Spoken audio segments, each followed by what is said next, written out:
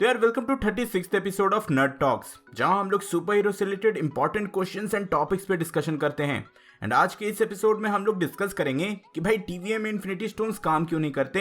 यार सोचो, Black Widow, Thanos, Gamora, Tony Stark, इन सबको क्या फील हो रहा होगा। लेकिन यार बता दूं कि मार्वल वालों ने ऐसा अपने मन से नहीं किया है, बल्कि ये इंस्पिरेशन कॉमिक्स से ही आया है। कॉमिक्स में ऐसा कई बार एक्सप्लेन किया जा चुका है, तो मैं उन इवेंट्स के बारे में भी डिस्कशन करूंगा।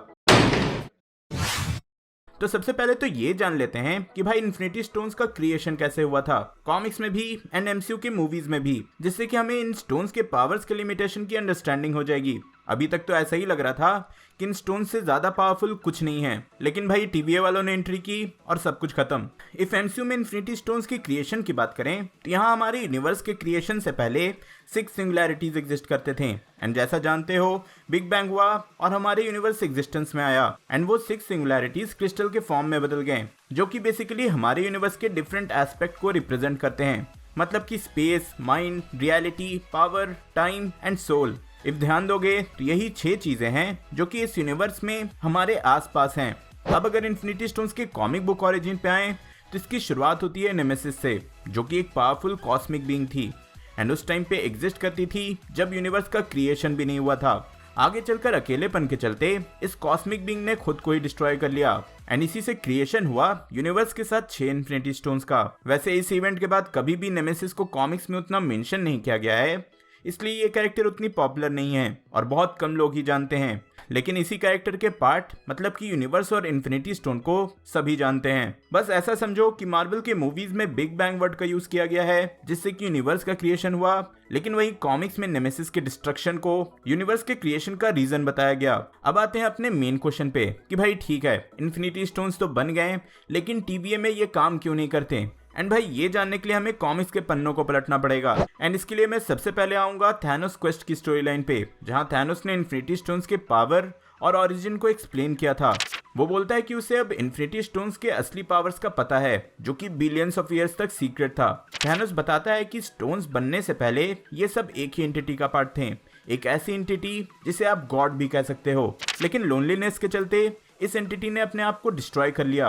बट ऐसे इमेंस पावर इतने इजीली डिस्ट्रॉय नहीं होते एंड उसी एंटिटी के पार्ट से क्रिएशन हुआ यूनिवर्स का और साथ ही इन्फिनिटी जेम्स का। ऑब्वियसली यहाँ थैनोस नेमेसिस की बात कर रहा है, लेकिन उसकी बात से ये पता चलता है कि यूनिवर्स के साथ ही क्रिएशन हुआ था इन्फिनिटी स्टोन्स का, जिससे कि हम लोग गेस भी कर सकते हैं कि ये उसी यूनिवर्स में काम करती है जिस यूनिवर्स का क्रिएशन नेमेसिस से हुआ था। और ये ऑब्वियस भी है कि भाई नेमेसिस के पार्ट से ही यूनिवर्स का क्रिएशन हुआ एंड नेमेसिस से ही इन्फिनिटी स्टोन्स का, तो दोनों एक दूसरे से कनेक्टेड हैं। आगे बढ़े तो इसी बात को थोड़ा और एक्सप्लेन किया गया जोनाथन हिकमैन की न्यू एवेंजर्स की स्टोरी लाइन में, जहां ब्लैक स्वॉन और मिस्टर फैंटास्टिक इनकर्शन यानी कि 2 यूनिवर्स के कोलिजन को रोकने की बात कर रहे थे।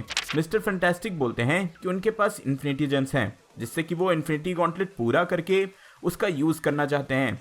जिसके जवाब में ब्लैक स्वॉन रिवील करती है कि ओह, इन्फिनिटी स्टोन्स, प्लान तो अच्छा है, लेकिन स्टोन्स अपने यूनिवर्स के बाहर काम नहीं करते। यहाँ से भी इन स्टोन्स का लिमिटेशन कंफर्म हो जाता है कि ये उसी यूनिवर्स में काम करते हैं जिस यूनिवर्स के साथ इनका क्रिएशन हुआ है। एंड इसका एक जीता जाता लाइव एक्शन एग्जांपल हमें एक और स्टोरी लाइन में मिला, डीसी एंड मार्वल के क्रॉसओवर में। भले ही डीसी एंड मार्वल का क्रॉसओवर हमें मूवीज में देखने को नहीं मिला हो, बट 1979 में दोनों ही ने मिलके एक कॉमिक बुक पब्लिश किया था, मतलब कि justice league America and Avengers, जहाँ डार्क साइड ने 6 इन्फिनिटी स्टोन्स कलेक्ट किए थे एंड उसके पास इन्फिनिटी गॉन्टलेट भी था। और जब वो उसका यूज करने की कोशिश करता है तो ये काम नहीं करता। फिर ये एक्सप्लेन किया जाता है कि ये स्टोन काम तो करते हैं, बट डीसी के यूनिवर्स में नहीं, बल्कि जिस यूनिवर्स के साथ इनका क्रिएशन हुआ है, मतलब कि मार्वल के यूनिवर्स के साथ, वहीं। जिसके बाद डार्क साइड बोलता भी है कि उसके लिए इन स्टोन्स को कलेक्ट करना टाइम का वेस्ट हो गया। मतलब कि भाई डार्क साइड के लिए भी पेपर वेट से ज्यादा ये कुछ नहीं था। तो यहाँ से आपको बेसिक आइडिया मिल गया होगा कि इन्फिनिटी स्टोन्स किसी एक पार्टिकुलर यूनिवर्स में ही काम करते हैं, बाकी दूसरे यूनिवर्स में नहीं। कॉमिक्स में ऐसा ही है एंड ऐसा ही मुझे लगता है कि लोकी के सीरीज में भी हुआ होगा।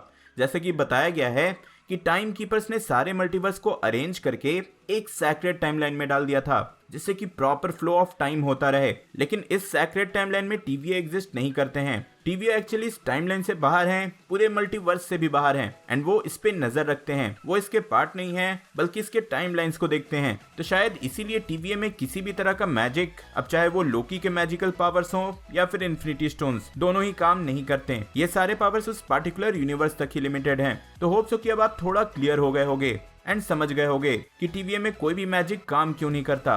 भाई टीवीए इस मल्टीवर्स का पार्ट है ही नहीं तो काम ही कैसे करेगा, वो इसके बाहर जो एग्जिस्ट करते हैं। तो यार ये था नर्ड टॉक्स का एपिसोड। होप सो कि आपके डॉट्स थोड़े क्लियर हो गए होंगे।